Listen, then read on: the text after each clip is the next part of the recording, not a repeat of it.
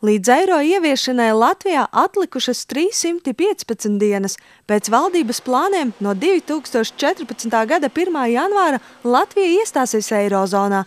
Lai ar aptaujas rāda, ka sabiedrībā pieauga eiro atbalstītāju pulks, joprojām tā iedzīvotāja daļa, kas uz jauno valūtu raugās skeptiski, nav rētums. Sākumā noteikti būs grūti pierast pie jebkuras pārmaiņas, kā jau. Bet vai es par vai pret? Vispār neesmu pētījis šo jautājumu tā dziļāk, tā kā nevarēšu atbildēt. Bet es negribētu. Man vispār nepatīk pārmaiņas un pierast pie tām un tā. 1 eiro ir 70 centīmi. Vai jūs varat tā izrēķināt, cik jums izmaksātu maize? Tie paši 70 droši vien būs. Pats 1 eiro, ja? Jā. Pamatā iedzīvotāji no lata nevēloties šķirties psiholoģiski iemeslu dēļ. Tikmēr pašvaldības jau tagad sākot lauzīt galvas par virkni darbu, kas jāveic līdz 2013. gada nogalē.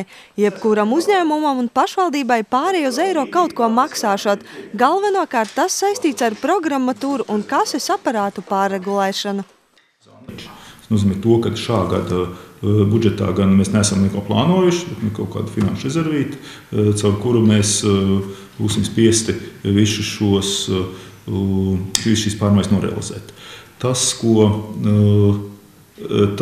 par ko šobrīd iet sarunas, kad vai katrai pašvaldībai atsevišķi to vajag darīt, vai tomēr no pašvaldības kopā vai caur mūsu ministriju un tiem resursiem, kas ir ministrija rīcībā, vēl kaut ko dabūt piesaistīt klāt. Jo, piemēram, tā pati grāmatveida programma, kas mums ir Horizonts, tā ir apmēram pusē no pašvaldībām. Salaspils novada domes priekšsēdētājs norāda, pašvaldībām eiro ieviešanas process no budžeta prasīs nemazums izdevumu. Pēc finansu ministrijas aplēsēm Salaspilī tas izmaksās līdz pat 10 000 latu.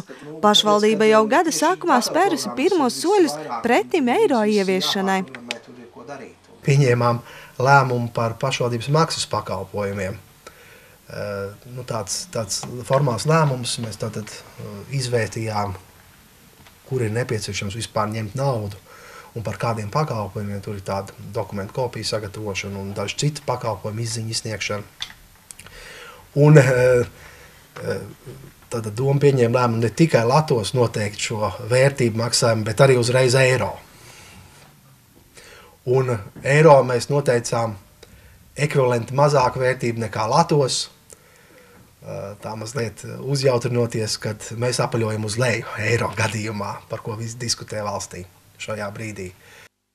Kaut rosībā pie eiro ieviešanu Latvijā jau sākta, Eiropas komisija savu atbildi par mūsu uzņemšanu eirozonā sniegšot vien gada otrajā pusē.